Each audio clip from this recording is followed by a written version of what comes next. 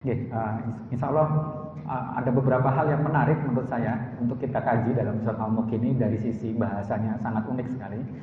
Tapi sebelumnya kita lihat bahwa surat Al-Mulk ini adalah surat yang terletak di awal juz 29 dan dia merupakan awal dari gerombolan surat Makkiyah. Jadi ada surat Makkiyah mulai dari surat ke-67 ini sampai dengan surat An-Nas ke-114 itu adalah surat Makkiyah semua. Jadi sebelumnya mungkin saya lihatkan dari dari surat ke-51 yaitu surat Az-Zariyat, ini juz 27. Di juz 27 itu surat Makkiyah. Terus kemudian juz 28 Al-Mujadilah, Al-Hasyr, Al-Mumtahanah sampai dengan surat At-Tahrim, ini semuanya adalah surat Madaniyah. Juz 28 itu Madaniyah. Tapi kemudian juz 29 dan seterusnya ini adalah surat Makkiyah sampai dengan surat An-Nas. Hanya ada 3 surat yang bukan Makkiyah, yaitu surat An-Nasr, Bayyinah, dan Al-Insan. Itu hanya 3 itu saja menurut versi ini yang termasuk surat Madaniyah. Jadi yang lainnya adalah surat Makkiyah. Mulai dari Al-Mulk sampai dengan belakangnya adalah Makkiyah. Nah, kita tahu bahwa surat Makkiyah mempunyai ciri pendek-pendek ayatnya dan iramanya unik-unik gitu. Sehingga ketika orang yang baru pertama kali mencoba menghafal surat-surat Makkiyah ini biasanya agak kesulitan gitu. Saya pun juga pengalaman dulu waktu menghafal surat Al-Mulk sampai dengan Al-Mursalat juz 29 itu membutuhkan waktu yang cukup panjang. Dulu saya mencoba menghafal, pada saat itu saya juga belum mengerti bahasa Arab, belum mengerti bahasa Quran. Saya butuh waktu hampir 1 tahun untuk menghafal juz 29 itu. Itu pun sudah dibantu dengan murotal. Di rumah tuh sering nyetel murotal juz 29 supaya bisa membantu. Tetapi setelah saya mencoba untuk menghafal juz 28 surat Madaniyah mulai dari Al-Mujadalah sampai dengan At-Tahrim, ternyata jauh lebih mudah. Lebih mudah, panjenengan nanti juga akan menghafal juz 28 daripada yang juz 29. Terus begitu masuk juz 27 susah lagi. Karena juz 27 isinya Makkiyah lagi. Nah, kalau misalnya panjenengan bisa berhasil menghafal juz 27 dan juz 29, insya Allah yang lainnya mudah. Karena menurut saya bagian terberat dari menghafal surat Al-Quran secara keseluruhan itu ada di juz 27 dan juz 29. Kalaupun ada yang berat lagi mungkin itu di surat As-Saffat dan surat As-Saff di juz 23 kalau nggak salah. Itu juga lumayan berat karena pendek-pendek juga. Jadi semakin pendek-pendek potongan ayatnya maka akan semakin berat juga kita niteni apa ayat berikutnya, what's next. Itu yang akan jadi lebih berat. Kalau selain itu surat-surat yang lain selama ini saya merasakan menelusuri di surat-surat yang lain insya Allah mudah untuk dihafal. Insya Allah mudah. Nah, jadi memang butuh kesabaran nanti kalau misalnya kita ingin menserusi di juz 29 dan juz 27. Itu pengalaman pribadi saya. Mudah-mudahan bisa memberikan gambaran sedikit tentang pengalaman untuk menghafal ini. Saya awali dari fadilah surat Al-Mulk. Ini ada beberapa komentar dari sahabat dan juga ulama tentang keutamaan dari surat Al-Mulk. Yang pertama dari Abu Hurairah. An Abi Hurairah an Nabi sallallahu alaihi wasallam qala. Jadi Abi Hurairah mengatakan bahwa Rasulullah sallallahu alaihi wasallam menjelaskan inna suratan minal Qur'ani salasuna ayatan. Sesungguhnya terdapat sebuah surat dari bagian Quran itu yang isinya 30 ayat. 30 ayat itu ngapain? Syafaat li rajulin. Dia akan bisa memberikan syafaat kepada seseorang. Hatta ghafarallah, sampai Allah mengampuninya. Terus apa surat itu? Wahia suratun tabarakalladzi biyadihil mulk. Suratnya adalah yang berawalan dengan tabarakalladzi biyadihil mulk. Maksudnya adalah surat Al-Mulk. Jadi Rasulullah mengatakan bahwa surat Al-Mulk itu bisa memberikan syafaat kepada seseorang sampai Allah benar-benar mengampuninya. Ini dari Abu Hurairah. Nah, terus kemudian dari pendapat yang lain dari sahabat yang lain, An Abdillah ibni Mas'udin qala, dia mengatakan man qara'a tabarakalladzi biyadihil mulk, barang siapa yang membaca Tabarakalladzi biyadihil mulk dan seterusnya ya. Bukan cuma ini saja, bukan cuma tabarakalladzi biyadihil mulknya itu bukan, tapi terus lengkap sampai selesai gitu ya. Kullalailatin artinya setiap malam. Barang siapa yang membacanya setiap malam, mana'ahullahu biha, maka Allah akan mencegah dia. Allah akan melindungi dia dari apa? Min adzabil qabri, dari azab kubur. Itu janji yang disampaikan oleh Ibnu Mas'ud ya. Wa kunna fi ahdi Rasulillah, dan kami berada dalam pendidikannya Rasul, dalam nasihatnya Rasul. Kami menyebutnya nusammiha, kami menyebut surat Al-Mulk itu adalah Al-Mani'ah. Mani'ah itu artinya protektor, pelindung. Pelindung dari apa? Dari azab kubur gitu. Jadi barang siapa yang ingin mendapatkan perlindungan, maka hendaknya dia memegang atau menghafal dan membaca surat Al-Mulk itu. Wa innaha fi kitabillahi, sesungguhnya surat itu dia berada dalam kitab Allah, yaitu suratun man qara'a biha, barang siapa yang membacanya fi kulli lailatin, pada setiap malam, faqad aksara wa atoba. Jadi Allah akan melimpahkan banyak hal buat dia, melimpahkan kebaikan yang banyak buat dia, dan juga akan memakmurkannya, akan memberikan dia kemakmuran. Itu diberikan kepada orang yang man qara'a biha fi kulli lailatin, barang siapa yang membacanya pada setiap malam. Ini adalah keterangan dari sahabat ya, Ibnu Mas'ud. Ada juga ulama lain yang menjelaskan bahwa surat Al-Mulk dia adalah mani'atun li adzabil qabr. Dia adalah protektor atau pelindung dari azab kubur. Wa munajjiyah, dan sebagai penyelamat. Kepada siapa? Liman yuhafidu wa yudawimu ala qiraatiha. Kepada orang yang senantiasa menjaga dan mendawamkan itu apa ya? Melestarikan gitu ya.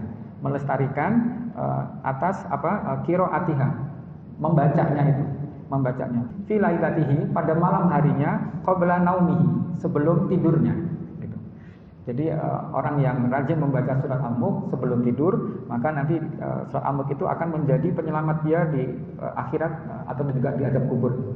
Di alam kubur dia sebagai penyelamat, dan di akhirat dia juga sebagai penyelamat. Ada keterangan yang lain yang serupa. Surat Al-Mulk adalah yujadilu an sahibiha.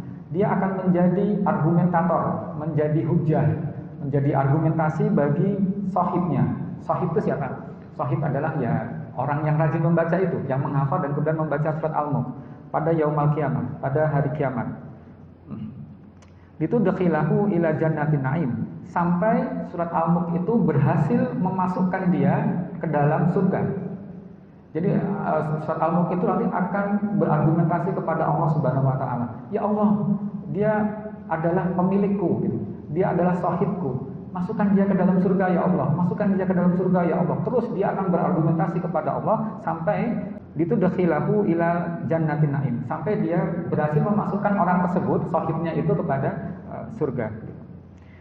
Wa tubaidu anhu adzab jahannam. Dan sampai dia berhasil menjauhkan sahibnya itu dari azab neraka. Ya, betapa besarnya sebenarnya manfaat dari surat Al-Mulk. Kita berharap ya mudah-mudahan kita bisa menjadi sahib dari surat Al-Mulk itu, karena manfaatnya sangat besar, yaitu kita bisa dijauhkan dari azab kubur dan juga diselamatkan dari azab neraka dan akan dimasukkan ke dalam surga. Karena surat Al-Mulk itu adalah pemberi syafaat. Syafi'atun, dia adalah pemberi syafaat li sahibiha, kepada sahibnya, kepada pemiliknya, hatta yughfaru lahu, sampai Allah mengampuni dia yaumul qiyamah, pada hari kiamat. Saya punya orang tua di Jakarta, masih ada insyaallah. Ibu saya itu sudah beberapa tahun terakhir ini sebelum tidur dia selalu membaca surat Al-Mulk. Kalau misalkan dia capek, nanti dia biasanya muter rekaman surat Al-Mulk gitu. Anak saya itu disuruh ngerekam suaranya surat Al-Mulk, bacaannya, terus kemudian ibu saya itu nyetel rekamannya itu kalau dalam kondisi capek. Tapi kalau dalam kondisi nggak capek, biasanya dia baca sendiri gitu. Alhamdulillah sudah beberapa tahun ini rutin gitu, seperti itu. Mudah-mudahan bisa mendapatkan janji seperti ini ya, yang sudah disampaikan ini, bahwa Al-Mulk itu akan menjadi protektor kita besok di alam kubur dan juga di hari kiamat. Di saat kita sendirian, tidak ada orang lain yang bisa menolong kita, pada saat itu tentu akan membutuhkan penolong ya. Kita butuh teman yang bisa berargumentasi kepada Allah gitu, yang bisa membantu kita untuk menyelamatkan kita atau berbicara kepada Allah gitu. Salah satunya adalah surat Al-Mulk ini gitu. Jadi dengan keterangan dari para sahabat dan juga para ulama ini, mari kita berusaha untuk menjadi shahid dari surat Al-Mulk. Amin ya rabbal alamin. Oke, surat Al-Mulk ini kalau kita perhatikan nanti, dia terdiri dari beberapa section. Ada 6 section. Section yang pertama adalah ayat pertama sampai ke-4.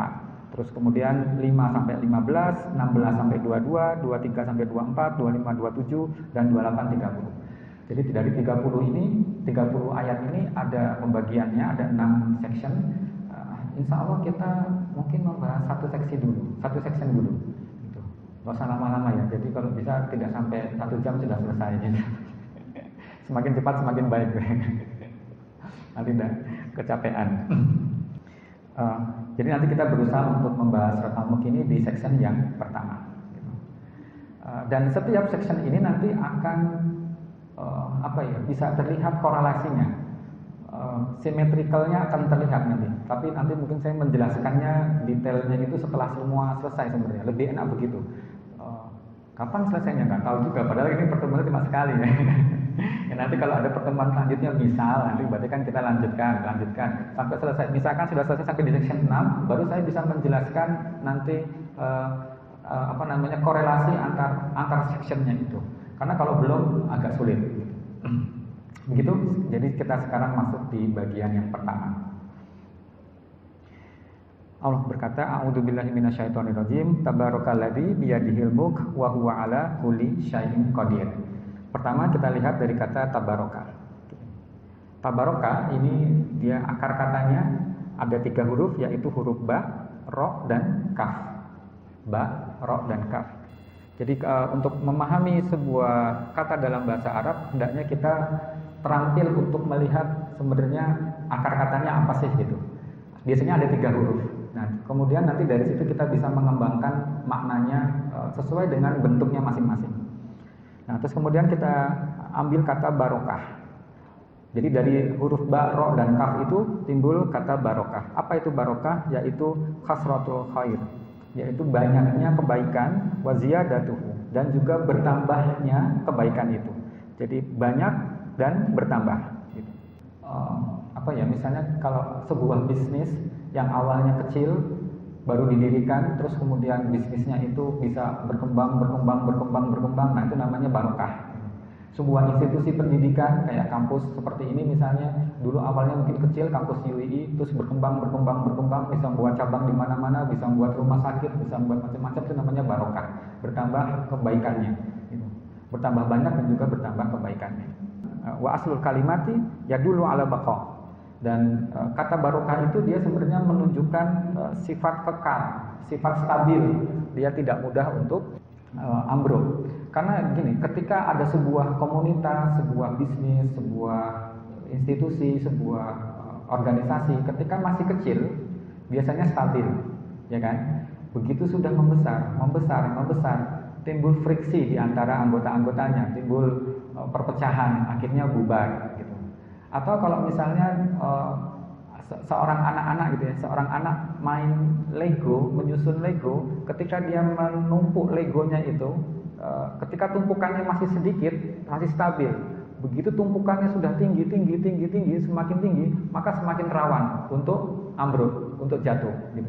Yang namanya barokah tidak seperti itu. Barokah itu dia bertambah, tapi tetap stabil, tidak mudah untuk ambruk. Gitu.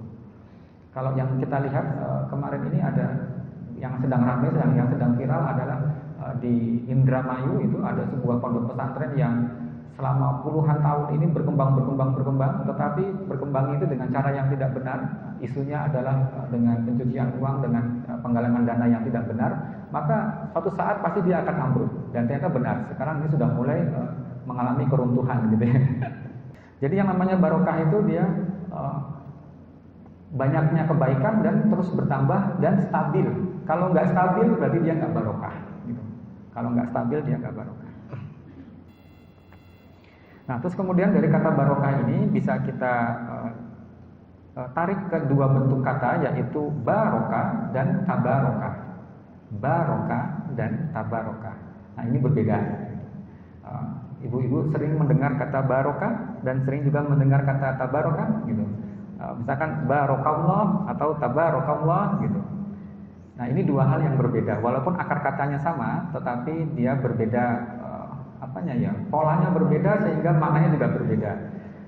Kalau kita mendoakan orang lain, kira-kira menggunakan yang mana? Barokallah atau tabarakallah? Kalau ada temennya yang sedang sukses, sedang gitu berhasil gitu, kita mendoakannya pakai yang mana? Yang kanan atau yang kiri? Yang sebelah kanan, barokallah. Bukan pakai yang kiri. Tabarakallah. Tapi pernah dengar nggak ada yang pakai yang kiri? Pernah nggak dengar ada yang? Nah, kira-kira apa bedanya? Ya, kedua-duanya memang sering muncul di medsos gitu kan, di WA itu tabarakallah gitu, ada yang barokallah, itu bedanya apa gitu. Nah, ini yang kita bahas coba. Gini, ini berada dalam dua wazan yang berbeda, yaitu yang pertama adalah barokah yubariku birokan wa mubarokatan fahuwa mubarikun. Ini berada di, kalau yang sudah pernah ikut Quran Arabik, ini berada di keluarga Jahadah atau family Jahadah, family yang ketiga. Ini bermakna, kalau yang di kelompok atas ya, kelompok atas, ini bermakna memberikan keberkahan kepada pihak lain. Memberikan keberkahan kepada pihak lain. Kalau yang di bawah ini, dia ciri-cirinya ada tambahan huruf ta. Ada tambahan huruf ta di sini, masing-masing ada tambahan huruf ta.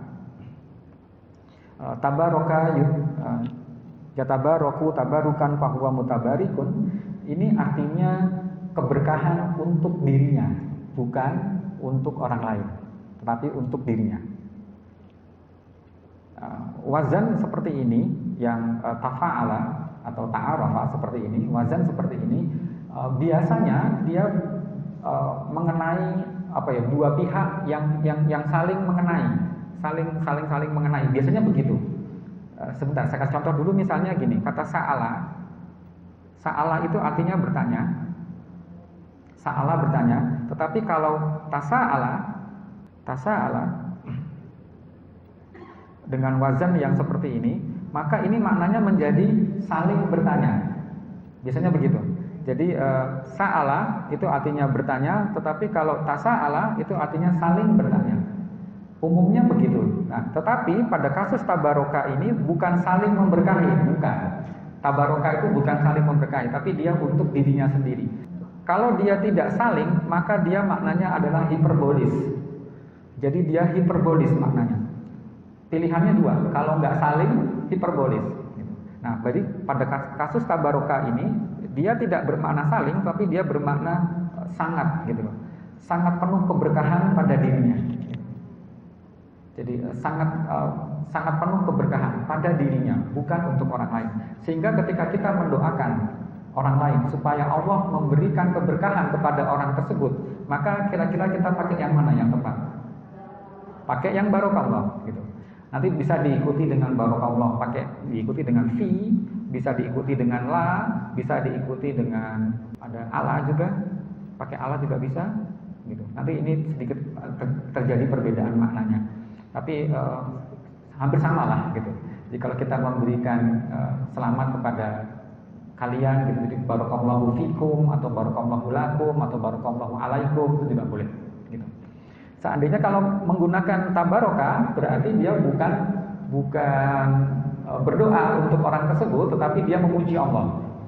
Kata tabaraka ini, tabarakallah, masya Allah, alhamdulillah, ini adalah kalimat-kalimat pujian untuk Allah.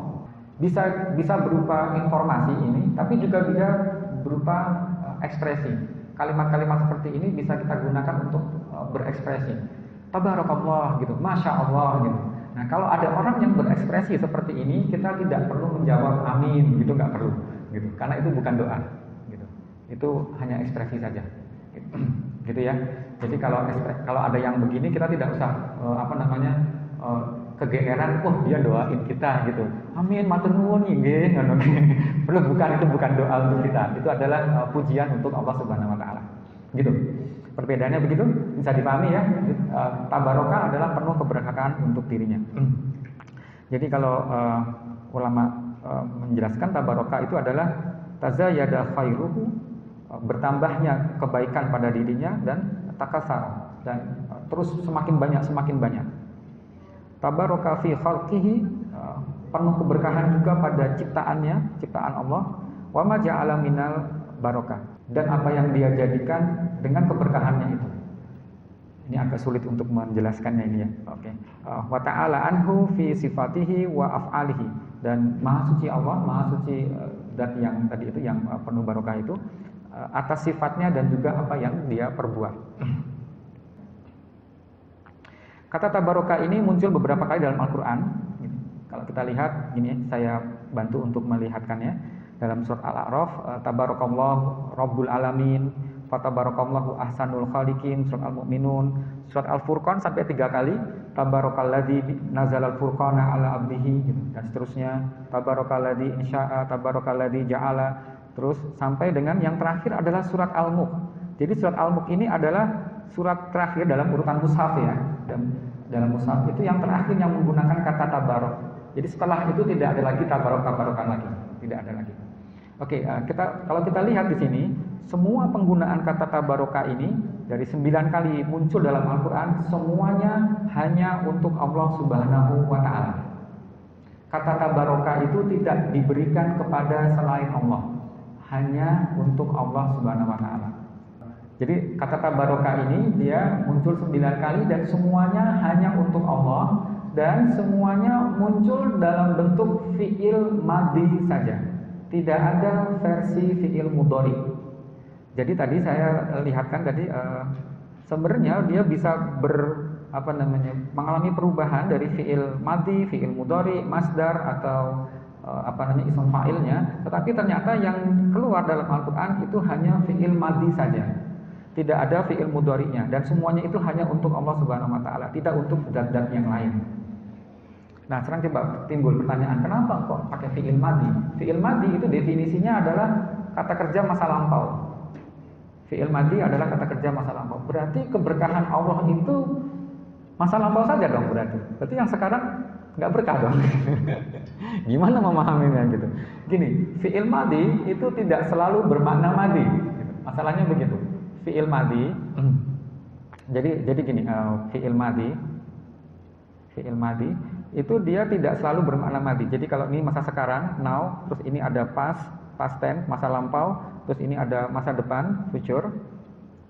Fi'il madhi itu dalam Al-Quran seringkali memang dia digunakan untuk menerangkan kejadian masa lampau, gitu. Tapi dia juga beberapa kali digunakan untuk masa depan. Ini Quran. Quran itu seringkali menggunakan fi'il madhi juga untuk masa depan. Seperti misalnya ketika Quran menjelaskan tentang peristiwa di akhirat, tentang dialog antara penghuni surga dengan penghuni neraka misalnya, atau sesama penghuni surga, sesama penghuni neraka, terjadi dialog seperti itu. Dialog-dialog itu digambarkan dengan fi'il madhi. Peristiwa-peristiwa yang terjadi di akhirat itu digambarkan dengan fi'il madhi. Padahal fi'il madhi itu adalah fi'il yang untuk masa lampau aslinya. Nah, kenapa kok begitu? Apakah Quran tidak konsisten? Enggak begitu juga. Jadi kita melihatnya begini, kalau misalnya kita bandingkan antara sesuatu yang sudah terjadi dengan yang belum terjadi, kira-kira manakah yang lebih kita yakini? Yang sudah terjadi, gitu. Nah, ketika fi'il madhi itu dibawa ke masa depan, berarti kita disuruh meyakini bahwa peristiwa itu pasti akan terjadi, sebagaimana keyakinan kita bahwa peristiwa itu telah terjadi. Jadi ketika ada fi'il madhi yang dibawa ke masa depan, itu berarti bisa bermakna dia sesuatu yang digaransikan, pasti terjadi, gitu. Ketika Quran menggunakan fi'il madhi di masa yang akan datang, itu berarti bermakna garansi. Bahkan tidak hanya itu, fi'il madhi itu juga sering digunakan untuk doa. Fi'il madhi sering digunakan untuk doa. Coba doa-doa kita banyak sekali menggunakan fi'il madhi. Tidak selalu doa kita menggunakan fi'il amr. Kayak tadi misalkan kita mengucapkan barokallah. Barokallah itu artinya Allah memberikan barokah kepada siapa gitu, misalkan barokallahu fik, kepada kamu. Barokah itu kan fi'il madhi. Tapi apakah itu sudah terjadi? Ya belum gitu. Itu belum terjadi, tapi kita mengharapkan itu benar-benar terjadi. Makanya kita menggunakan fi'il madhi. Jazakumullah itu pakai fi'il madhi. Syafaqallah pakai fi'il madhi gitu. Yassarakumullah gitu. Jadi banyak sekali doa-doa kita itu sebenarnya menggunakan fi'il madhi. Jadi fi'il madhi tidak selalu bermakna madhi, tapi dia bisa bermakna sesuatu yang pasti terjadi.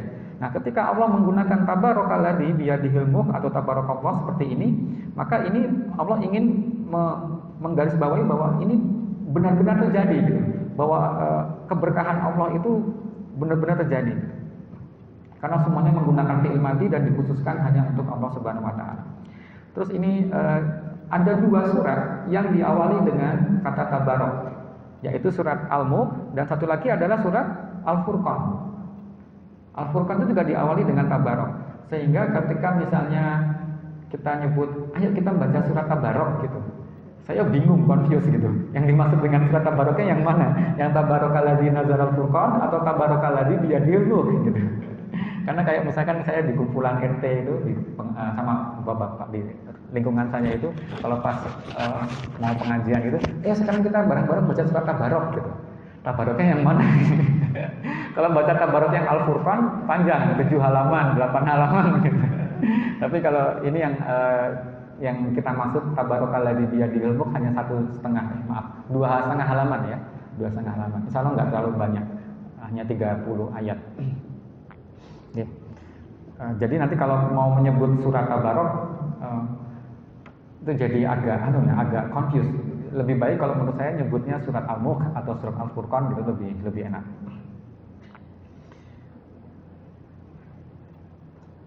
Oke, berikutnya adalah kata tabarakalladzi.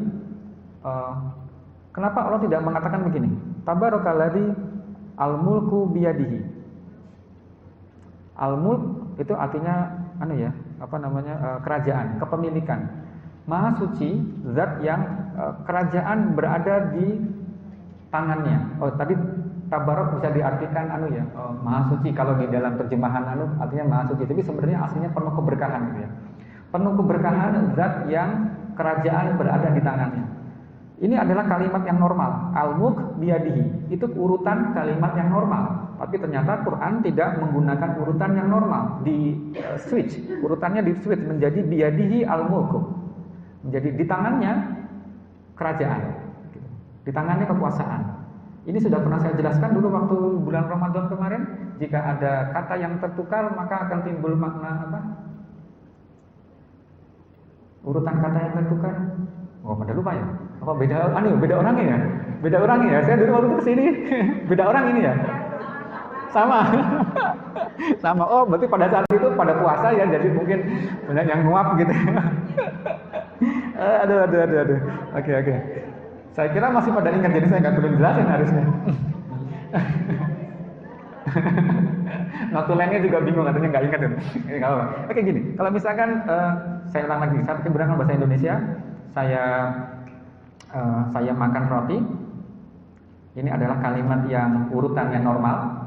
Tapi kalau misalnya roti saya makan, ini urutannya menjadi tidak normal. Gitu. Walaupun tidak normal, tetapi masih bisa kita pahami, ya kan? Masih bisa dipahami. Sekarang kalau saya makan roti, apakah saya masih bisa menambah makanan yang lain? Saya makan roti dan kue dan nasi dan sayur dan macam-macam, masih bisa. Tapi kalau roti saya makan, apakah masih bisa menambah dengan yang lain?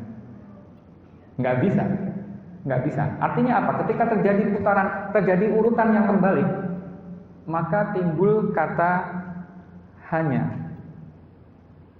Kata hanya ini muncul ketika urutannya terbalik. Jadi hanya roti yang saya makan. Saya tidak bisa memakan yang lain.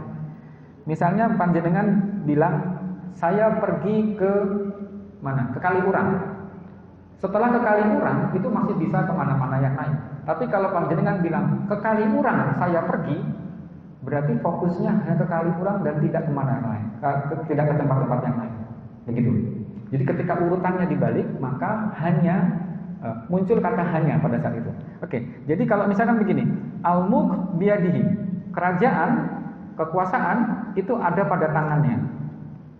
Kalau kalimat yang seperti ini berarti bisa jadi ada pemilik-pemilik kerajaan yang lain.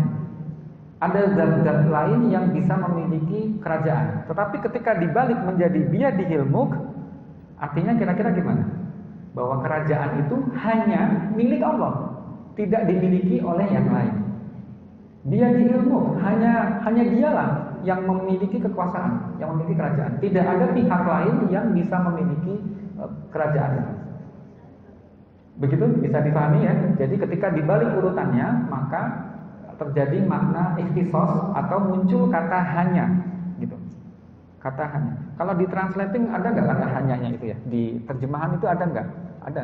Nggak ada kata hanya. Nggak ada ya. Mestinya ada kata hanya karena memang ini urutannya tidak normal. Gitu.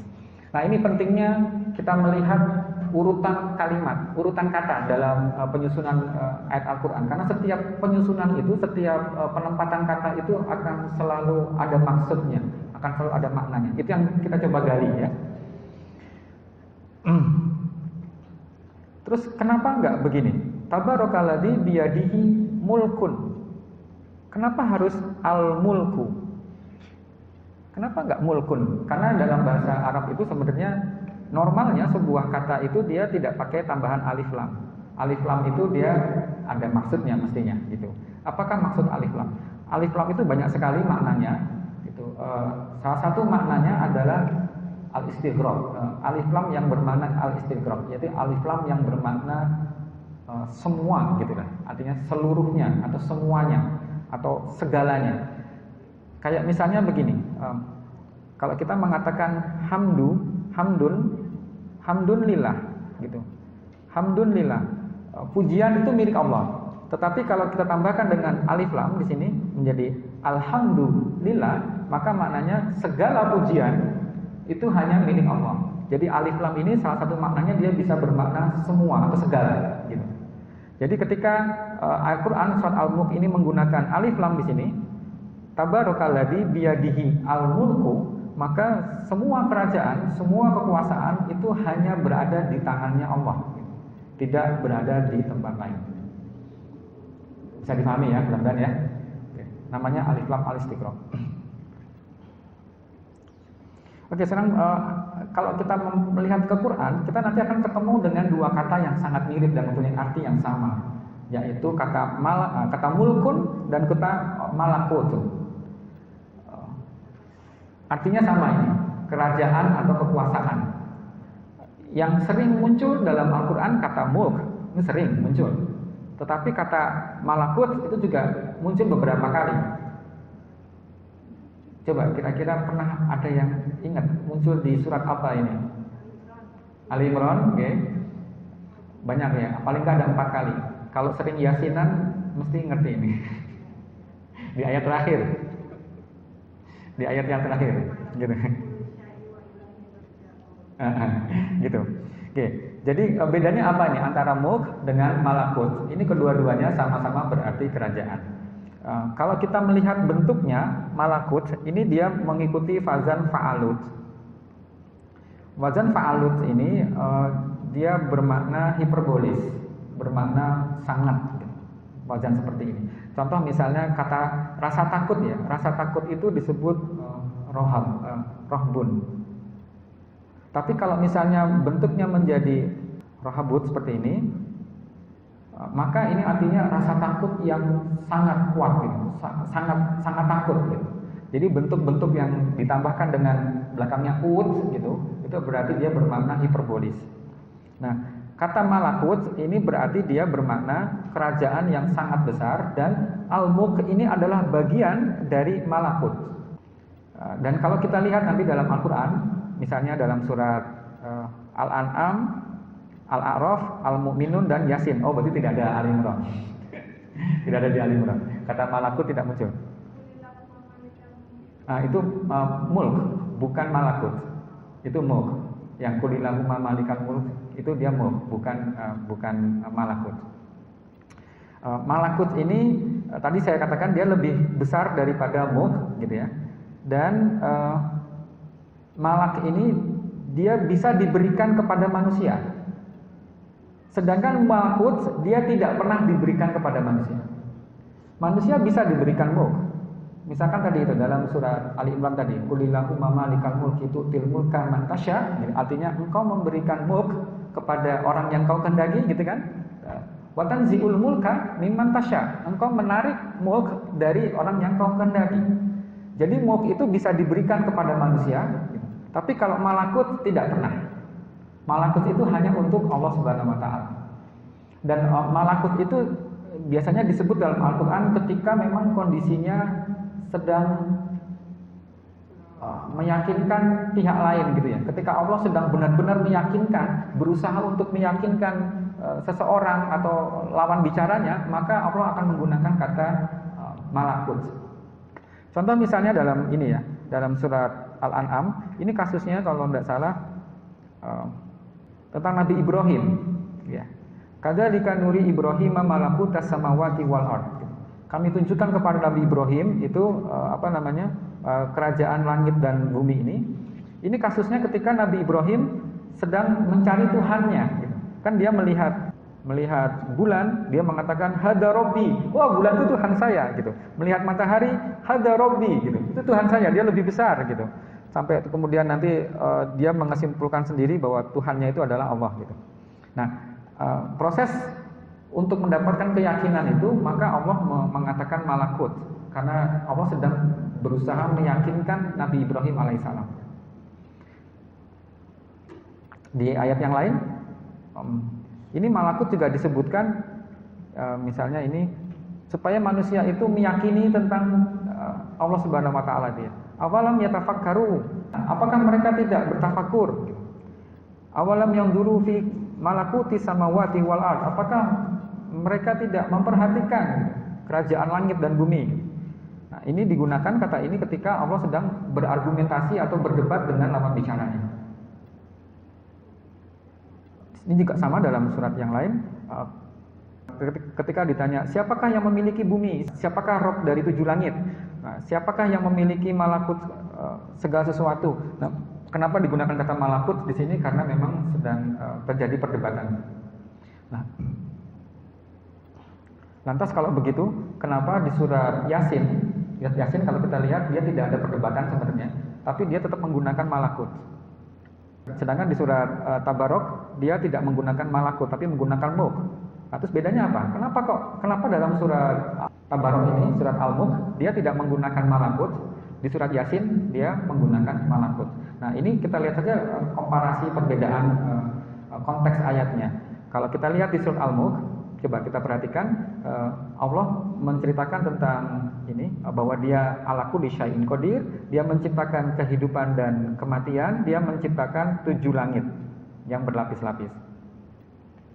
Sedangkan di surat Yasin, coba kalau kita lihat di sini diawali dari penciptaan manusia sebenarnya sebelumnya ya, penciptaan manusia, terus kemudian mengubah pohon yang berwarna hijau menjadi api, terus kemudian juga dia menciptakan langit dan bumi, terus kemudian yang lebih penting adalah ketika dia berkata idza arada syai'an, dia menghendaki sesuatu, ayaqulu kun fayakun, ketika dia mengatakan jadi maka jadilah. Jadi ketika mengatakan kun fayakun seperti ini berarti ini lebih besar sebenarnya daripada yang diceritakan di surat Al-Mulk. Surat Yasin ini dia menceritakan sesuatu yang lebih besar daripada surat Al-Mulk. Maka surat Yasin mengatakan biyadihi malakutu kulli syai'in. Jadi penggunaan kata itu akan selalu disesuaikan dengan konteks suratnya.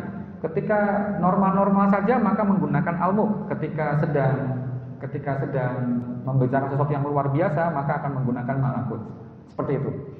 Jadi di surat Al-Mulk ini dia tidak lebih besar daripada surat Yasin ceritanya, sehingga dia cukup menggunakan Al-Mulk, tidak menggunakan malakut. Ya kurang lebih begitulah perbedaannya. Tadi waktu kita lihat di ayat-ayat yang lain, Allah menyebut dirinya Tabarakallahu misalnya Rabbul Alamin gitu.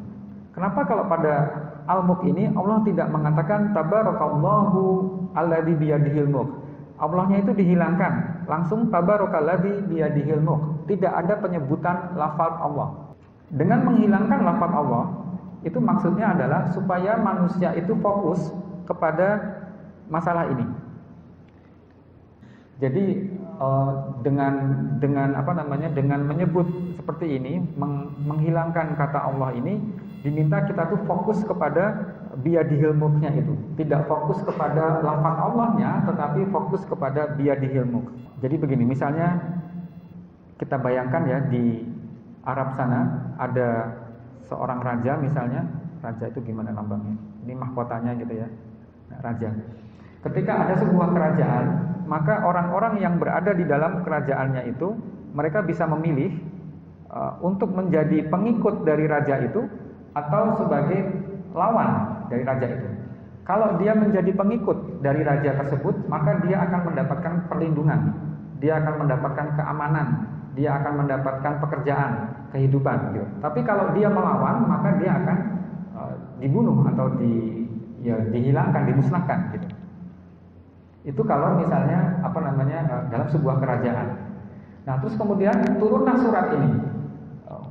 Tabarakalladzi biyadihil mulk, maha suci atau penuh keberkahan, zat yang dia memiliki kerajaan. Semua kerajaan itu ada pada dirinya.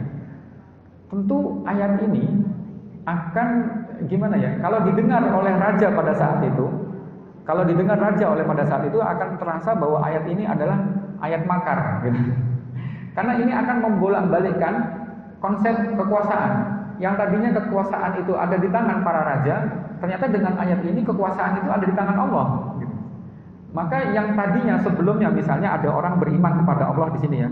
Di sini ada orang yang beriman kepada Allah, kan sebelumnya dianggap musuh oleh raja itu gitu. Tapi dengan konsep ini terbalik. Orang beriman ini dia akan mendapatkan perlindungan dari Allah, dia akan mendapatkan keamanan dari Allah, kehidupan dari Allah, sedangkan lawan-lawannya itu akan dimusnahkan oleh Allah gitu. Jadi dengan statement biyadihil mulk ini seperti membalikkan keadaan.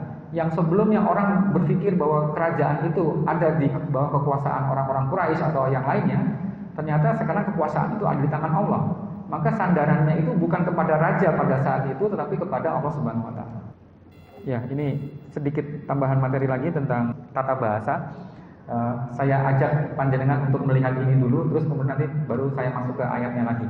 Ini ada tambahan kata, misalnya kitabun, al-kitabu dan al-kutubu. Ayo bantu saya untuk mengartikan ini. Kitabun artinya? Ya, oke, kitab. Kalau al-kitab gini kan, kitabun itu sebuah kitab, ya, sembarang, tidak spesifik. Tapi kalau pakai alif lam itu dia bisa bermakna spesifik. Kalau bahasa Inggrisnya ini a book. Kalau yang alkitab itu the book. Bisa dibayangkan? A book sembarang buku. Take me a book, bawakan saya sebuah buku. Sembarang buku aja gitu. Tapi take me the book, bring to me that book atau the book gitu. Jadi bawakan buku itu. Jadi bukunya spesifik, sudah jelas. Kalau yang a book ini dia general, kalau yang alkitab tadi ini dia spesifik. Sampai sini bisa dipahami? Okay. Kata kutub ini adalah jamak, bentuk jamak, books gitu. Books. Kalau pakai alif lam berarti kita bisa mengartikan the books pakai s gitu. Ada tumpukan buku yang banyak gitu, kita bisa mengatakan the books al-kutub gitu. Nah, sekarang saya tambahkan kata kulu. Perhatikan di sini, saya tambahkan kata kulu. Kulu al-kitabi. Al-kitabi tadi artinya buku tersebut, bukunya spesifik, sudah jelas. Misalnya ada sebuah buku gitu. Nah, kulu al-kitab itu artinya semua bagian dari buku tersebut. Jadi misalkan satu buku itu isinya ada 500 halaman misalnya. Ya, jadi kalau kulul kitabi seluruh bagian dari buku tersebut. Seluruh bagian dari buku tersebut. Nah, sekarang kalau misalnya kulu al-kutubi. Kulu al-kutubi. Al-kutubi tadi maknanya apa? Buku-buku. Buku-bukunya ada 10 misalnya atau ada berapa, ada banyak gitu. Maka kita bisa mengartikan kulul kutubi adalah setiap buku dari tumpukan buku-buku itu. Kalau ada 10 buku, berarti kita tahu setiap buku dari buku-buku tersebut. Gitu. Nah, sekarang kalau misalnya kulu kitabin. Tapi kitabinnya berbeda dengan yang di atas tadi. Tadi kalau yang di atas itu kan bukunya sudah spesifik. Sekarang kalau yang di bawah bukunya general. Kira-kira gimana mengartikannya? Kalau yang general seperti ini, maka kita mengartikannya setiap buku apapun tanpa ada batasan. Kullu kitabin berarti sembarang buku, apa saja bukunya, tanpa ada batasan. Jadi ketika dia tunggal, bentuknya tunggal dan general, tidak pakai alif lam, maka dia bermakna sangat luas. Berbeda ketika dia misalnya dibuat spesifik atau dibuat jamak seperti ini. Ketika dia tunggal dan general seperti ini pakai tanwin, maka dia bermakna luas banget. Kullu kitabin sembarang buku, semua buku tanpa ada batasan. Nah, sekarang kita kembali ke Qur'annya. Coba sekarang kalau misalkan ada begini, syai itu artinya something, sesuatu, benda lah gitu ya misalnya ya, benda, sesuatu.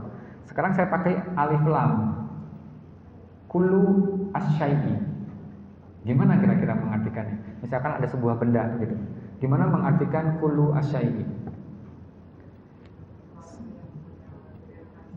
Jadi ada sebuah benda, kita mengatakan kullu asyai itu adalah setiap bagian dari benda tersebut. Setiap komponen dari benda tersebut. Misalnya ini ada HP, jadi kullu asyai itu ada layarnya, ada tombolnya gitu. Semua bagian dari benda tersebut. Kullu asyai. Nah sekarang kalau syai-nya saya buat menjadi jamak, menjadi asya. Asya itu adalah jamak dari syai. Jadi ada beberapa syai gitu, terus kemudian saya nyebutnya asya. Kalau kullu asyai berarti gimana mengartikannya?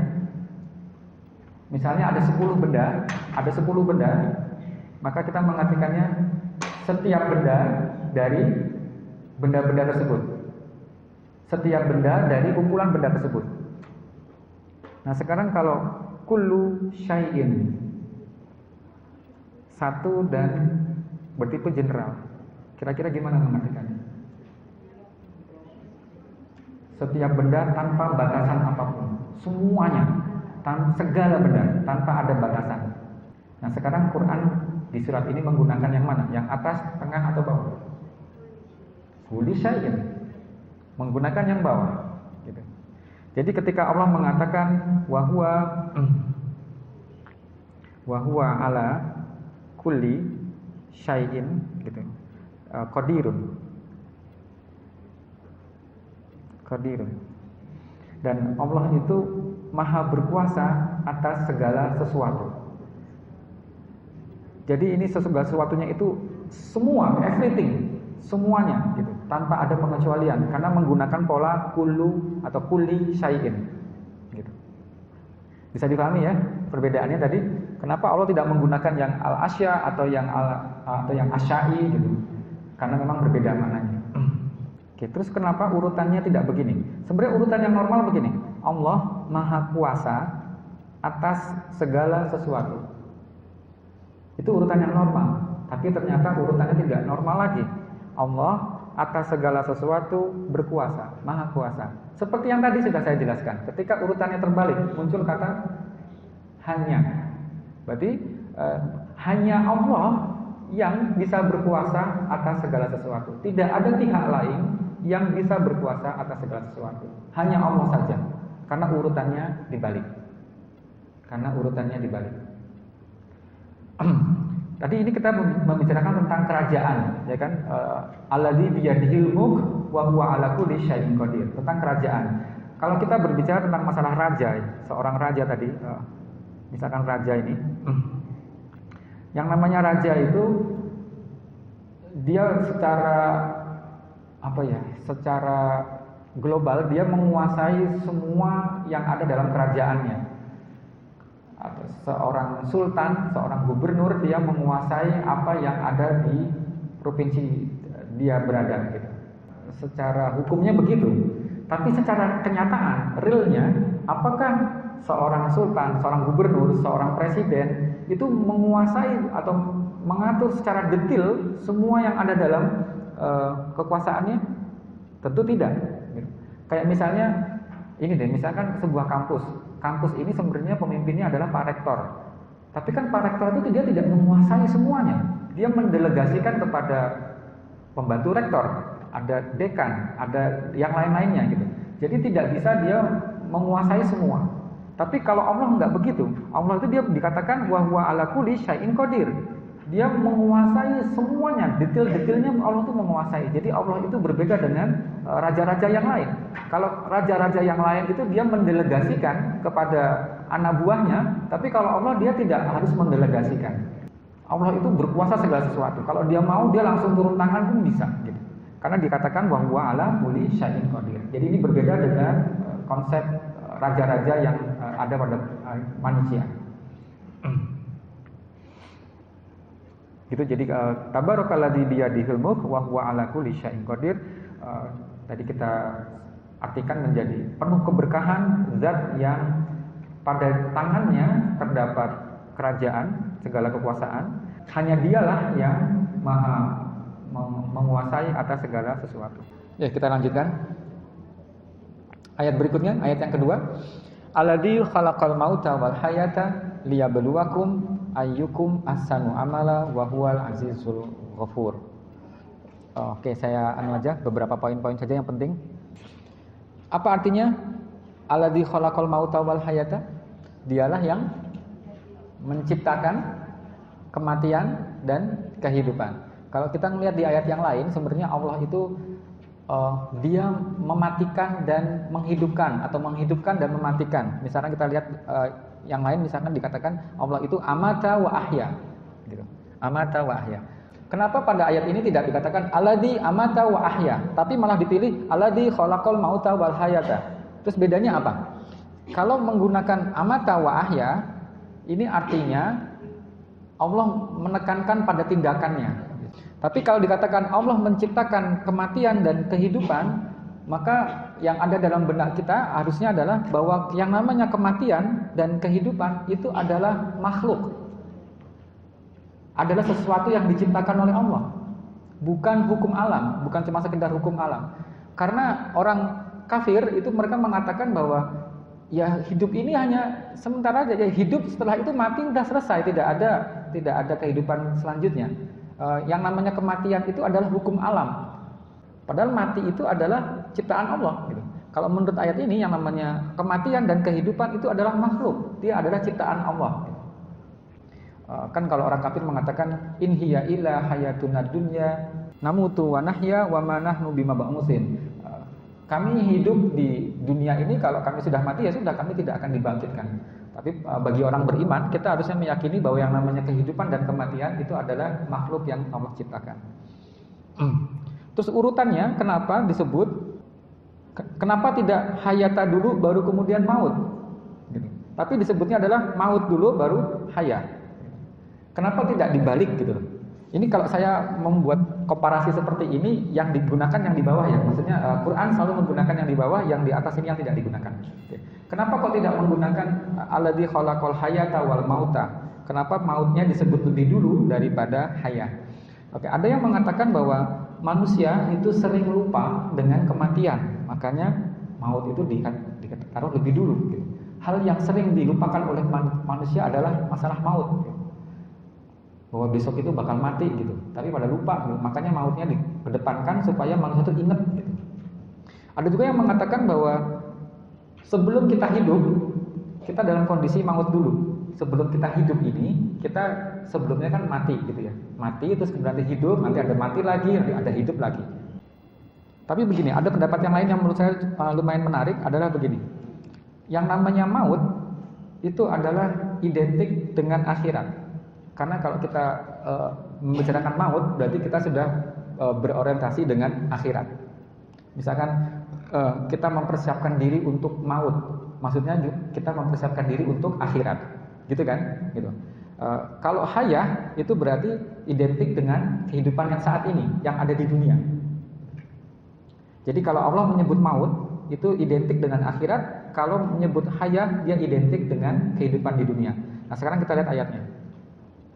Alladzi khalaqal mauta wal hayata liyabluwakum ayyukum ahsanu amala wa huwal azizul ghafur. Sebenarnya ayat ini Ayat ini bercerita tentang liyabluwakum ayyukum ahsanu amala. Apa artinya? Supaya Allah menguji di antara kalian siapakah yang lebih baik amalnya. Jadi hidup ini sebenarnya adalah ujian. Kapan seseorang itu mendapatkan nilai apakah ujiannya itu berhasil atau gagal? Kapan dia bisa melihat keberhasilan atau kegagalannya itu? Apakah di dunia ini atau bisa di akhirat? Di akhirat. Makanya kata maut dia disebut lebih dulu. Karena sebenarnya konteksnya ini adalah konteks ujian. Dan ujian itu nanti akan terlihat hasilnya itu di akhirat. Makanya akhirat disebut lebih dulu. Al-maut disebut lebih dulu. Terus kemudian di sini ada kata ghafur. Ada kata ghafur. Ghafur artinya apa? Maha pengampun. Apa yang diampuni? Yaitu amalannya. Amalan yang mungkin tidak benar. Kapan terjadinya pengampunan itu? Di dunia ini apa di akhirat? Di akhirat. Jadi karena konteks ayatnya ini adalah tentang ujian, yang ujian itu nanti endingnya itu di akhirat, dan juga tentang ampunan, yang ampunan itu juga di akhirat, maka kata maut disebut lebih dulu daripada hayat. Gitu. Jadi penggunaan atau pengurutan kata dalam Al-Quran itu disesuaikan dengan konteksnya. Ini merupakan bagian dari mukjizat Al-Quran. Setiap urutan-urutannya itu selalu ada makna-maknanya. Gitu. Kapan Allah mengatakan hayah dulu baru maut, kapan maut dulu baru hayah. Tergantung pada konteks suratnya, tergantung pada ayatnya. Gitu. Yang ini tidak bisa dilakukan oleh manusia. Ini hanya bisa dilakukan oleh Allah. Gitu. Kalau kita nanti semakin mempelajari urutan kata, posisi kata, gitu, pemilihan kata, kita akan melihat Quran ini sangat perfect, sangat-sangat perfect, beautiful banget. Gitu. Dan semakin kita merasakan itu, kita semakin meyakini bahwa Quran ini sebenarnya perkataan Allah. Qala Allahu fil Qur'anil Karim, bukan qala Rasulullah fil Qur'anil Karim, bukan seperti itu. Mudah-mudahan pada paham apa yang saya katakan maksudnya. Oke, berikutnya adalah kata bala yablu, balaan fahuwa balin, atau ibtala yabtali, ibtilaan fahuwa mubtalin. Ini akar katanya sama, yaitu huruf ba, lam dan wawu. Tetapi yang di bagian bawah, kelompok bawah ini mendapatkan tambahan ta. Kaidah dalam bahasa Arab, semakin banyak hurufnya atau ada tambahan hurufnya, maka maknanya semakin kuat. Ini artinya sama ya, di atas dengan yang di bawah, kelompok atas dengan kelompok bawah artinya sama, yaitu menguji, ngetes gitu. Perhatikan fi'il mudhari'nya. Ada yang yablu, ada yang yabtali. Menurut panjenengan tadi sudah saya sampaikan, mana yang lebih kuat antara yablu dengan yabtali? Yabtali lebih kuat, menguji dengan intensitas yang lebih kuat. Kalau yablu ya dia normal-normal saja, menguji dalam kondisi yang normal. Nah, kalau kita komparasikan ayatnya, surat Al-Mulk dengan surat Al-Insan. Di surat Al-Mulk Allah mengatakan alladzi khalaqal mauta wal hayata liyabluwakum ayyukum ahsanu amala. Allah itu menguji manusia, menguji kalian, tapi dengan menggunakan yablu. Jadi yabluwa di situ ada kan ada linya, enggak apa-apa. Tapi di surat Al-Insan, inna khalaqnal insana min nutfatin amsajin nabtalihi faja'alnahu sami'an basira. Di sini menggunakan ibtala yabtali. Artinya ujian yang terjadi pada surat Al-Mulk, pemilihan katanya dibandingkan dengan surat Al-Insan, mana yang kuat dan mana yang lemah. Al-Insan lebih kuat, Al-Insan lebih kuat, Al-Mulk lebih lemah. Kenapa kok harus begitu? Kenapa tidak ditukar? Gitu. Kenapa yang di Al-Mulk tidak pakai yang liyabtaliyakum misalnya, yang di surat Al-Insan menggunakan yang normal saja? Kenapa seperti itu? Apakah ini pemilihan yang asal atau memang ada maksudnya? Gitu. Nah, coba kalau kita lihat begini. Dalam surat Al-Mulk ini terdapat kata ghafur. Ghafur artinya maha pengampun. Di surat Al-Insan tidak ditemukan sama sekali kata ghafur. Tidak ada kata ghafur di situ. Tidak ada unsur ampunan dari Allah gitu. Nah, karena di surat Al-Mulk itu ada kata ghafur, maka tingkat ujiannya itu tidak dikuatkan gitu ya, tidak dikeraskan gitu. Karena di situ Allah sedang menunjukkan maha pengampunnya dalam surat Al-Mulk. Seperti yang sudah tadi kita ketahui bahwa surat Al-Mulk ini kan menjadi syafaat kita besok di alam kubur dan juga di akhirat ya nanti ya gitu. Jadi maka tidak menggunakan liyabtaliyakum, tapi cukup liyabluwakum. Terus kemudian kalau kita lihat lagi di surat Al-Insan, di sini ada panca indera yang diberikan kepada manusia, yaitu faja'alnahu sami'an basira. Manusia itu diberikan pendengaran dan juga diberikan penglihatan. Kalau masih melenceng juga gitu, maka hukumannya akan semakin berat gitu. Karena sudah diberikan pendengaran dan juga penglihatan. Makanya ujiannya juga jadi lebih berat gitu. Karena sudah diberikan bekal. Sudah diberikan bekal pendengaran dan penglihatan, maka ujiannya juga menjadi lebih berat. Begitu. Jadi pemilihan kata dalam Al-Qur'an sekali lagi tidak asal. Dia akan disesuaikan dengan konteksnya masing-masing. Subhanallah. Ini bagian dari keteraturan Al-Qur'an. Jadi intensitas ujian yang ada dalam surat Al-Mulk tidak seberat yang ada dalam surat Al-Insan. Kita cepatkan saja ya.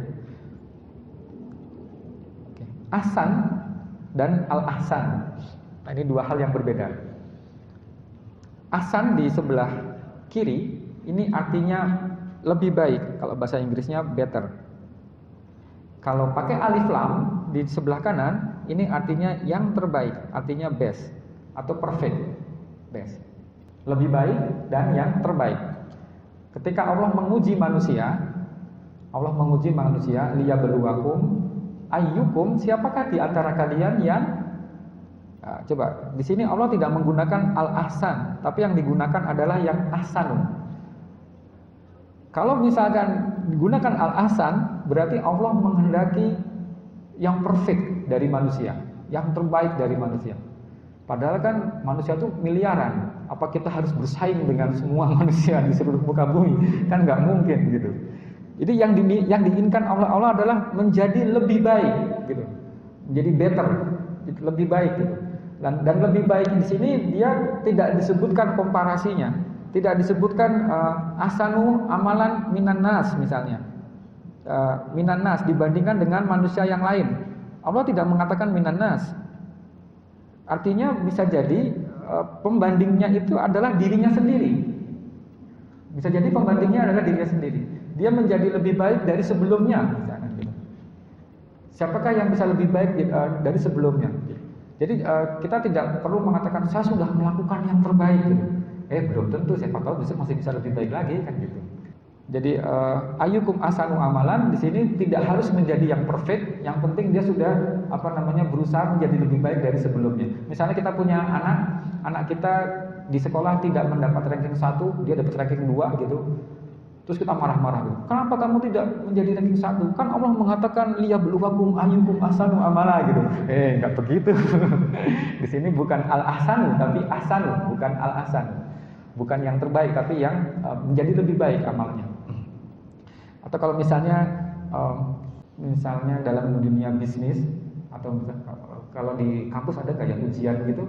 Ujian misalnya ada beberapa macam soal, terus kemudian ada yang bobotnya berbeda-beda gitu loh. Misalkan soal tipe A itu bobotnya poinnya lebih tinggi daripada yang tipe B, daripada yang tipe C gitu. Saya nggak tahu di sini ada apa tidak. Kalau misalkan ada seperti itu, tentu mahasiswa ketika mengerjakan soal mana dulu yang dia kerjakan? Yang bobotnya lebih besar apa yang bobotnya lebih kecil dulu? Yang lebih besar dulu, kan begitu. Karena kalau nanti waktunya habis, paling tidak dia sudah berusaha mengerjakan yang bobotnya lebih besar. Dalam bisnis juga begitu. Kalau misalkan ada investasi dengan modal yang terbatas, dengan kemampuan yang terbatas, ada bisnis yang menguntungkan profit besar, ada yang profitnya kecil dan ada yang tidak berprofit gitu misalnya. Mana yang dilakukan lebih dulu? Tentu yang profitnya paling besar, kan gitu. Nah sama juga kalau kita misalkan sedang berorientasi untuk akhirat, kita dihadapkan oleh banyak pilihan amal gitu. Padahal umur kita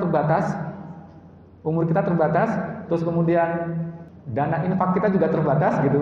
Tentu kita mestinya menginvestasikan amal soleh kita itu pada hal-hal yang nanti akan mendapatkan pahala sangat besar gitu. Mestinya begitu. Itulah ahsanu amalan. Jadi ayyukum ahsanu amalan. Jadi dia orang yang bisa dia menempatkan amal-amalnya itu untuk mendapatkan keuntungan yang besar. Nah, setiap orang nanti akan punya sendiri-sendiri caranya ya. Tidak mesti sama gitu. Tidak mesti sama. Wa huwal azizul ghafur, dan Allah itu adalah maha perkasa, aziz, dan ghafur, maha penyayang. Aziz itu artinya adalah mumtani'u, artinya orang yang ya berkuasa lah gitu ya. Fala yaghlibuhu syai', dan tidak ada yang bisa mengalahkan, tidak ada sesuatu pun yang bisa mengalahkan, itu adalah aziz. Kalau di terjemahan saya nggak tahu artinya apa ya, maha kuat atau maha perkasa atau maha perkasa. Oke, seperti itu. Artinya tidak ada yang bisa mengalahkan. Aziz itu dari kata izzah, dan lawannya adalah zillah atau zul juga bisa. Zullah atau zillah sama. Izzah ini ada dua komponennya, yaitu kekuasaan dan wibawa. Kekuasaan dan wibawa. Karena ada orang yang punya kekuasaan tapi dia tidak berwibawa. Oh, saya nggak nyindir seseorang loh ya. Saya nggak nyindir seseorang loh. Iya, jadi bisa jadi orang itu berkuasa tapi dia nggak punya wibawa. Bisa jadi begitu. Atau sebaliknya, dia punya wibawa tapi dia nggak punya kekuasaan. Gini. Kayak misalnya dosen siapa begitu misalkan, dia punya wibawa tapi dia nggak punya kekuasaan. Mungkin jadi seperti itu. Nah, Allah itu dia katakan aziz, dia punya izzah, berarti dia punya kekuasaan dan dia juga punya wibawa. Lawannya adalah dzil. Dzil ini berarti dia tidak punya kekuasaan, tertindas dan terhina. Sudah tidak punya wibawa dan tidak punya kekuasaan. Tu'izzu man tasya wa tudzillu man tasya. Engkau mengizahkan orang yang engkau kehendaki dan engkau menghinakan orang yang engkau kehendaki. Tu'izzu man tasya, dari kata ini izzu, dan wa tudzillu dari kata ini. Dzillu man tasya. Nah, ini urutannya lagi. Sekali lagi, urutan juga penting. Kenapa Allah tidak mengatakan wahwal ghafurul aziz, tapi malah dipilih wahwal azizul ghafur? Aduh, mikir kayak begini juga memang rodok menjelimet kan. Kenapa kok kita harus menganalisa seperti ini gitu? Kenapa kok kayak gini kok harus dibahas gitu? Ternyata ini bagian dari keunikan Quran gitu. Menurut saya begitu. Ini bagian dari keunikan Quran. Kita lihat ayatnya aja. Ini kan berada di ayat yang kedua ya, wahwal azizul ghafur. Di ayat yang pertama, temanya tentang apa tadi ini? Coba. Biyadihil mulk. Biyadihil mulk itu artinya apa? Di tangannya kekuasaan. Berarti ini membicarakan tentang kekuasaan Allah, tentang otoritas Allah gitu. Yang ayat berikutnya tentang liyabluwakum ayyukum ahsanu amalan, tentang amal soleh manusia, tentang perbuatan manusia. Kekuasaan Allah ini identik dengan aziz. Ya kan? Dan ahsanu amalan itu identik dengan ghafur. Karena tadi urutannya adalah yadihil mulk dulu baru kemudian liyabluwakum ahsanu amalan, maka urutannya jadi aziz dulu baru kemudian ghafur. Tidak dibalik. Tidak dibalik, sesuai dengan urutannya gitu. Jadi harus ingat ke atasnya gitu ya. Ya gitu. Dan lagian juga ini supaya iramanya bagus, karena di sini ayat pertama akhirannya adalah huruf ra, qadir. Terus ayat kedua ghafur, huruf ra. Ayat ketiga, ayat keempat bagaimana? Mbak silakan dicek. Semuanya menggunakan huruf ra. Ya, semuanya menggunakan huruf ra. Kalau misalkan ini dibalik, misalkan wahwal ghafurul aziz, ini dibalik urutannya jadi jelek. Jadi jelek bacaannya, gitu kan? Jadi urutan ini dan pemilihan kata itu sudah sangat perfect, sangat akurat. Jadi kalau kita melihat Quran secara lebih detail, ternyata Quran itu keren banget. Keren banget. Oke, ini perbedaan bentuk, perbedaan wazan sekarang. Banyak banget pembahasannya ya, baru ayat kedua sudah segini banyak gitu. Sampai yang nyatet juga bingung, ini nyatetnya gimana. Baru sebentar udah ganti lagi, baru sebentar udah ganti lagi. Luweh lah, gak usah dicatat gitu. Oke, aziz dengan ghafur. Oke, aziz itu tadi artinya maha perkasa. Ghafur itu maha pengampun. Bentuk yang di sebelah kanan ini, bentuk kolom kanan ini adalah bentuk ism sifat, dalam bahasa Arabnya begitu, ism sifat. Ini bentuk yang menunjukkan sifat dorman, sifat potensi. Bentuknya adalah potensi dan tidak harus ditunjukkan setiap saat. Kayak misalnya begini, saya punya potensi bisa bermain futsal misalnya, tapi kan tidak setiap saat saya harus menunjukkan bahwa saya itu main futsal, pintar main futsal kan gitu. Tidak harus menunjukkan. Panjenengan punya potensi apa begitu, tapi kan tidak harus menunjukkan setiap saat. Nah itu bentuknya seperti ini, ada huruf ya di tengahnya ini. Jadi kalau ada huruf ya di tengahnya ini, pola seperti ini adalah berbentuk potensi. Gampangnya begitu ya, istilahnya ism sifat. Yang di sebelah kiri yang menggunakan wawu tengah begini, wawu sukun, ini bentuknya namanya mubalaghah. Bentuk yang mubalaghah, bentuk yang berlebih-lebihan, yang hiperbolis gitu. Bentuk yang berhiperbolis. Dan ini menunjukkan kejadiannya itu berulang terus gitu. Secara berlebih-lebihan. Kalau menggunakan yang wawu seperti ini.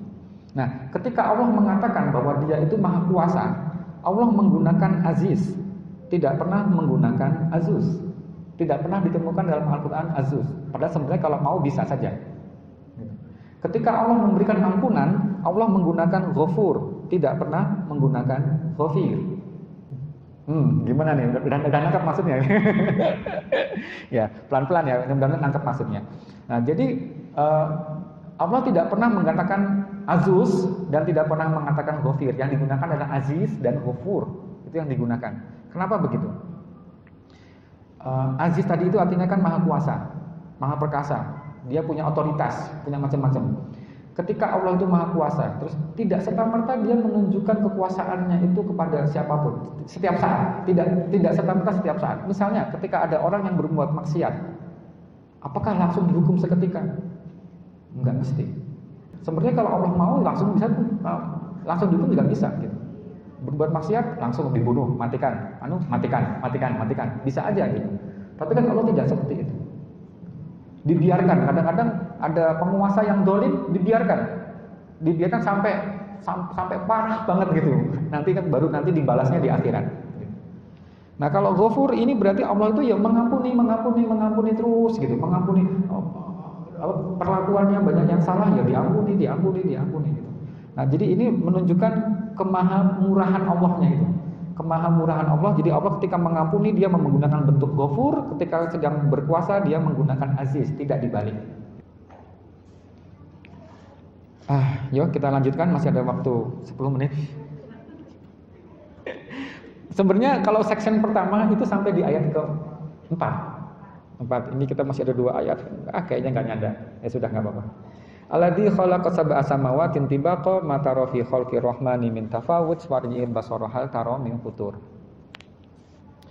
Dialah yang menciptakan 7 langit tibaqan.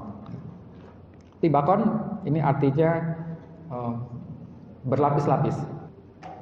Mungkin ada pertanyaan gini. Kenapa Allah tidak menggunakan kata tobaqat? Tobaqat ini adalah bentuk jamak dari tobaqah yang artinya juga sama, lapisan-lapisan. Kata lapisan-lapisan itu biasanya menggunakan kata tobaqat. Tapi sebelumnya begini ya, kita masuk dulu ke kata yang lain. Ini buat buat nangkap dulu alur logikanya. Gini. Jadi ada kata yang tunggal, jamak salim dan juga jamak taksir. Kata kafir ini artinya orang yang kafir, bentuknya tunggal. Kafiruna ini adalah jamak orang-orang kafir, tetapi dia jamak yang normal, yang reguler. Kalau bahasa Inggris ada yang regular plural, ada yang irregular plural gitu. Nah, yang taksir itu ada yang irregular. Jadi ada yang kafiruna, ada yang kufar. Kafiruna ini adalah orang-orang kafir, tetapi kondisi yang normal. Ya ayyuhalladzina kafaru itu adalah orang-orang yang kafir secara normal. Tapi kalau kufar ini adalah orang-orang kafir yang sangat kafir dan peluangnya untuk menjadi beriman lagi sangat kecil. Disebut kufar. Hal suwibal kufaru makanu yaf'alun. Sering kita menemukan dalam Al-Qur'an kufar, artinya orang yang sangat kafir. Atau kalau bentuk yang perempuannya, muannasnya kafirah, perempuan yang kafir, jamaknya itu harusnya kafirot gitu. Tapi juga bisa menggunakan kawafir. Kawafir berarti ini perempuan-perempuan yang kafirannya luar biasa gitu. Kalau ada perempuan yang sudah masuk dalam kategori kawafir, itu harus diceraikan. Itu perintah dalam surat Al-Mumtahanah. Wala tumsiku bi isomil kawafir gitu. Surat Al-Mumtahanah. Tapi juga ada konsep yang lain begini. Qaim itu artinya orang yang berdiri. Qaimuna ini jamaknya, orang-orang yang berdiri. Nah, kalau qiyam ini sebenarnya artinya masdar. Qiyam itu adalah masdar atau kata benda dari berdiri itu. Tapi dia bisa dianggap sebagai jamak juga. Oke, sekarang kita kembali ke yang tadi. Tobaqah itu artinya lapisan. Tobaqah artinya layer atau lapisan. Jamaknya adalah tobaqat. Nah, kalau tibaqon ini adalah jamak yang taksir. Jamak yang taksir. Jadi kalau menggunakan kata tobaqat, ini artinya ya cuma lapisan-lapisan begitu saja. Terus bedanya apa dengan yang tibaqon? Nah, kalau yang menggunakan tibaqon ini, dia sebenarnya selain dia bermakna jamak, dia juga merupakan masdar dari tobaqa yutabiqu tibaqon. Dia merupakan masdar dari wazan ini. Kata kerjanya yaitu tobaqa yutabiqu. Masdarnya adalah tibaqon. Jadi kata tibaqon ini selain dia bermakna jamak taksir, dia juga merupakan wazan dari kata kerja ini. Apa sih artinya tobaqa yutabiqu? Artinya berkesesuaian, berkelanjutan, integral menjadi satu tanpa ada celah, gitu. Nyambung jadi satu. Istilah tobaqoh yang tobaqoh dan tibaqot ini digunakan biasanya untuk di bumi, untuk tanah gitu ya. Kalau orang-orang geologi di Arab sana mengatakannya tobaqoh ya, atau jamaknya tobaqat. Gitu. Tanah itu tanah yang ada di bawah kita ini dia kan berlapis-lapis gitu. Tapi lapisan-lapisannya itu sebenarnya tidak menyatu menjadi satu. Dia ada batasnya setiap lapisan. Bahkan bisa terjadi pergeseran antar lapisan itu. Makanya ada gempa. Kenapa ada gempa? Karena ada lapisan-lapisan yang bergeser, yang tidak menyatu. Tapi kalau untuk langit Allah mengatakan tibaq. Artinya lapisan-lapisannya itu dia menyatu menjadi satu, gitu. Rapi, tidak ada celahnya. Gitu. Jadi ketika Allah mengatakan ini alladzi khalaqa sab'a samawatin tibaqan, ini Allah mengatakan bahwa 7 langitnya itu memang terdiri dari 7 lapis, tapi 7 lapisnya itu menyatu menjadi satu. Dan kita sendiri juga tidak bisa membayangkan, karena ini sebenarnya di luar ekspektasi manusia. Sejauh kita memandang ke alam raya, selama kita masih bisa menemukan bintang di situ, sejauh kita bisa menemukan bintang, itu masih langit pertama sebenarnya. Nah, terus langit yang berikutnya di mana kita nggak tahu. Gitu. Itu udah di luar imajinasi kita. Dan semua lapisan-lapisan itu saling menyatu karena ada kata tibaq.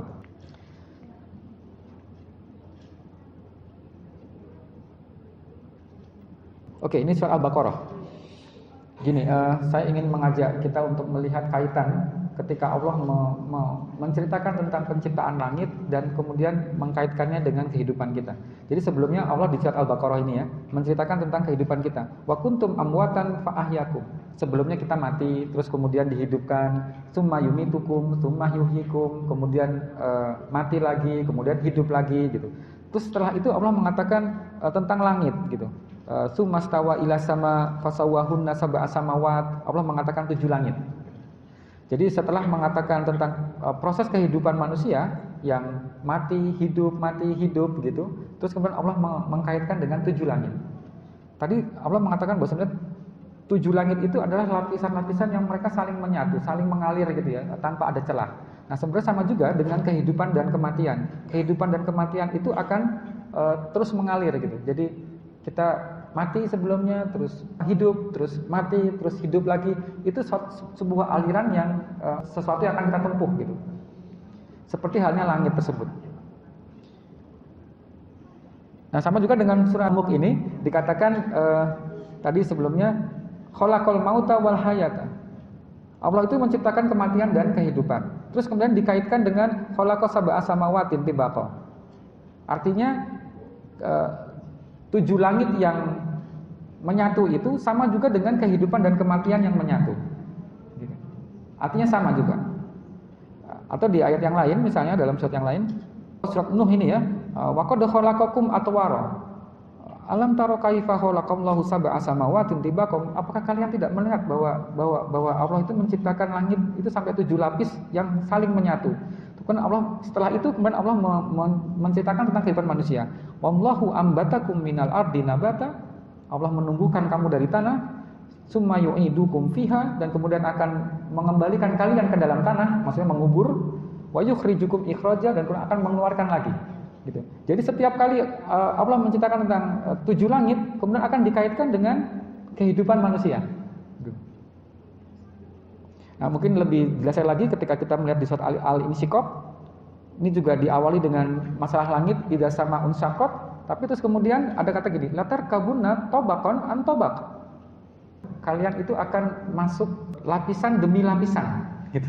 Tobakon an tobak, lapisan demi lapisan, mati, hidup, mati, hidup, mati, hidup. Jadi kata tobak ini tadi juga digunakan untuk langit, ya kan? Tadi sab'a samawatin tibakon. Kita pun juga akan melalui fase yang tobak ini, lapisan demi lapisan. Jadi lapisan langit itu sama dengan lapisan kita hidup mati seperti itu. Fama lahum la yu'minun, kenapa kok mereka tidak beriman? Jadi kalau manusia itu melihat bahwa 7 langit itu menyatu menjadi satu, rapi, tidak ada celahnya gitu, maka seperti itulah kehidupan. Ada yang mati ya hidup, kemudian nanti akan hidup lagi di akhirat gitu. Wallahu a'lam bishawab. Sebenarnya masih banyak nih, tapi kayaknya waktunya sudah dan sudah terlalu banyak banget. Atau mungkin ya, sebagai penutup saja ini ya, mungkin ya. Saya langsung aja, pura-puranya sudah selesai sampai di ayat keempat gitu aja ya. Sampai di ayat keempat gitu. Nah, ini adalah section yang pertama dari surat Al-Mulk sampai di ayat yang keempat. Wah, ini sebenarnya ini penting banget nih, khosian wa huwa hasir. Tapi nggak apa-apa deh, lewatin dulu aja. Gini, dalam surat Al-Mulk sampai ayat keempat ini, kalau kita perhatikan sebenarnya di ayat yang keempat, sumarji'il basara karataini yang qalibi ilaikal basaru khasyi'an wa huwa hasir, kita diminta untuk memperhatikan langit berkali-kali gitu, atau ciptaan Allah berkali-kali. Maka kita akan menjadi lemah ketika kita berusaha mencari kelemahan Allah, mencari kelemahan ciptaan Allah. Kita akan menjadi lemah. Jadi pada ayat keempat ini sebenarnya intinya adalah menceritakan tentang kelemahan manusia dalam kondisi yang lemah. Ini berbeda dengan ayat yang pertama. Ayat yang pertama tentang apa? Kekuasaan Allah, biyadihil mulk. Allah Maha Kuasa. Jadi bertolak belakang antara yang satu dan yang empat. Yang bagian tengahnya, ayat yang kedua Allah mengatakan khalaqa. Di ayat yang ketiga juga mengatakan khalaqa. Jadi yang pinggiran-pinggirannya tadi saling berkaitan, yang tengah-tengah juga saling berkaitan. Khalaqal mauta wal hayata, di sini khalaqas sab'a samawatin tibaqa. Tadi kita sudah bahas bahwa sebenarnya antara hidup dan mati dengan 7 langit ini ada kaitannya. Terus kemudian di sini ada kata khalaqa yang terulang 2 kali. Khalaqa. Terus kemudian farji, irji, terulang 2 kali. Taro, di sini juga ada taro, terulang 2 kali. Pengulangan itu tersebut pada kata ini, karrotain. Karrotain itu artinya again and again. Karrotaini. Kalau sudah belajar tabiat muslimun mesti ngerti taini itu berarti dia 2 gitu. 2 karroh gitu. 2 karroh, 2 kali. Again and again and again. Jadi pengulangan itu jumlahnya 2 kali pada kata karrotaini. Subhanallah. Jadi ini merupakan section yang pertama dari surat Al-Mulk. Terus nanti section berikutnya ya kapan-kapan. Saya kira itu sudah waktunya untuk diakhiri. Saya cukupkan. Assalamualaikum warahmatullahi wabarakatuh.